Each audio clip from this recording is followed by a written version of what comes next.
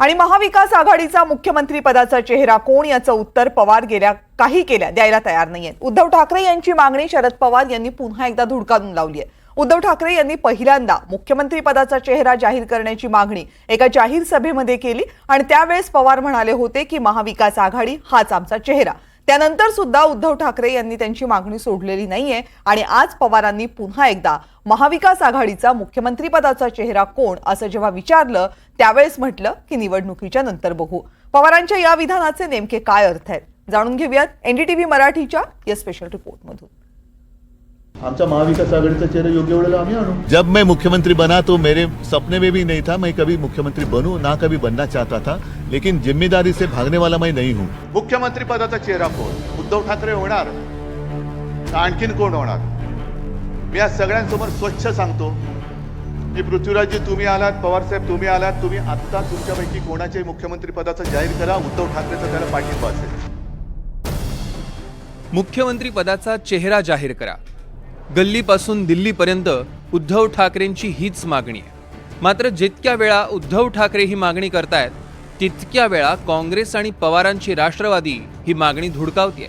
16 ऑगस्टच्या मेळाव्यात उद्धव ठाकरेंनी पवार आणि पटोलेंसमोरच मुख्यमंत्री पदाचा चेहरा जाहीर करण्याचं आव्हान दिलं होतं। त्यावेळी पवारांनी उद्धव ठाकरेंच्या मागणीवर चकार शब्दही काढला नव्हता। आता पुन्हा पवारांना याबद्दल विचारल्यावर निवडणुकीनंतरच्या संख्याबळावर निर्णय होईल असं उत्तर शरद पवारांनी दिलंय। कुठं कोण आणले मुख्यमंत्री पदाच्या चेहऱ्याच्या निवडणुकीला सामोरं जातात? अजिबात आलेले नाही। त्याचा अर्थ विचार करायचं काही कारण नाही। अनेक वेळेला असं घडलं की नेतृत्व कोणी करायचं ही निवडणूक झाल्याच्या नंतर संख्या असल्याच्या नंतर निर्णय घ्यायचा असतो। आज कशाचा काही फटका नाही, अजून बहुमत आहे, बहुमत मिळेल असं वातावरण आहे, त्याच्यामध्ये शंका नाही, पण त्यासाठी आत्ताच काही मांडणी करण्याची आवश्यकता नाही। उद्धव ठाकरेंची मागणी धुडकावतानाच शरद पवारांनी 1977च्या निवडणुकीचा दाखलाही दिला। 1977 साली आणीबाणीच्या नंतर निवडणूक झाली। त्या निवडणुकीला कुणालाही हुन केलेले नव्हतं। जयप्रकाश नारायणांनी अनाऊन्स केलं की आणीबाणीला विरोध करण्यासाठी सगळ्यांनी एकत्र यावं, एकत्र आणि निवडणुका झाल्या। निवडणूक झाल्यावर मोरारजी देसाई यांचं नाव घ्यायचं। निवडणुकीत मतं मागताना मोरारजीबाईंचं नाव कधीही जाहीर केलेलं नव्हतं आणि त्यामुळे आत्ताच नाव जाहीर केलं पाहिजे या आग्रह करण्याची काही आवश्यकता नाही आहे। आम्ही नक्की एकत्र बसू, एका विचारानं लोकांचा पाठिंबा मिळाल्याच्या नंतर एक स्थिर पर्याय सरकार या राज्यात देशात देऊ। काँग्रेसनेही शरद पवारांच्या सुरात सूर मिसळत आत्ताच चेहरा जाहीर करण्याची गरज नसल्याचं म्हटलं। त्यांनी मांडला विषय त्या दिवशी एमएनसी जेव्हा मीटिंग झाली मुंबईला, तिथं कार्यकर्त्यांच्या सामोरं झालं की आता आम्ही सगळेजण महाविकास आघाडी म्हणून पुढे जाऊ। आदित्य ठाकरेंना याबद्दल विचारताच त्यांनी मात्र सावध भूमिका घेतली की कुठेही लढाई एकामेकांसाठी नाहीये ना आमच्या कोणासाठी आहे, ही लढाई महाराष्ट्राच्या हितासाठी आहे, महाराष्ट्राच्या स्वाभिमानासाठी। ठीक आहे ना, हे अंतर्गत चर्चावर होईल। मुख्य गोष्ट हीच आहे, कोणी मुख्यमंत्री पदासाठी लढत नाहीये।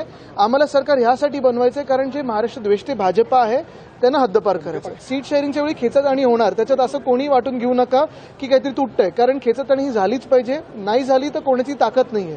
प्रत्येक सीट ही प्रत्येकाने मागितलीच पाहिजे, मगच आम्ही 288 सीटवर सगळ्यांना मदत करू शकतो। महाविकास आघाडीमध्ये शरद पवार निर्णायक भूमिकेत असतात। शरद पवारांनी ठाकरेंची मागणी धुडकावण्यामागे अनेक अर्थ आहेत। मुख्यमंत्री पदाचा चेहरा जाहीर करण्याची उद्धव ठाकरेंची मागणी पवारांनीही फेटाळली। काँग्रेसनं आधीच ठाकरेंची मागणी उडवून लावली आहे। आघाडीतल्या काँग्रेस आणि राष्ट्रवादी अशा दोन्ही प्रमुख पक्षांचा ठाकरेंच्या मागणीला पाठिंबा नाही। आघाडीत ज्यांचं संख्याबळ जास्त त्याचा मुख्यमंत्री हेच सूत्र गृहीत धरलं जाण्याची शक्यता आहे। मुख्यमंत्री पदासाठी उद्धव ठाकरे जे प्रयत्न करतायत त्याला पवारांच्या वक्तव्यानं धक्का बसलाय। मुख्यमंत्री पदाच्या चेहऱ्यावर उद्धव ठाकरे एकटे पडताना दिसतायत। मुख्यमंत्री पदाच्या निर्णयावर काँग्रेस आणि शरद पवार एकत्र आहेत। पवारांच्या वक्तव्यामुळे आघाडीत मुख्यमंत्री कोण होणार याबाबत मतभेद असल्याचं उघड झालेलं आहे। पवारांच्या वक्तव्यामुळे ठाकरेंना डिवचण्यासाठी भाजपला आता आयतं कारण मिळालंय. उद्धव ठाकरेंची पुन्हा मुख्यमंत्री होण्याची इच्छा आहे.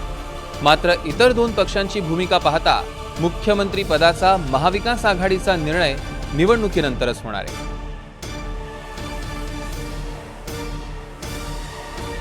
उद्धव ठाकरे यांना त्यांच्या पक्षाला भविष्यामध्ये किती जागा मिळतील याविषयी तर्कवितर्क असल्यानेच कदाचित मुख्यमंत्रीपदाचा उमेदवार आधीच जाहीर करा अशी भूमिका घेत असल्याचं म्हटलं जातं.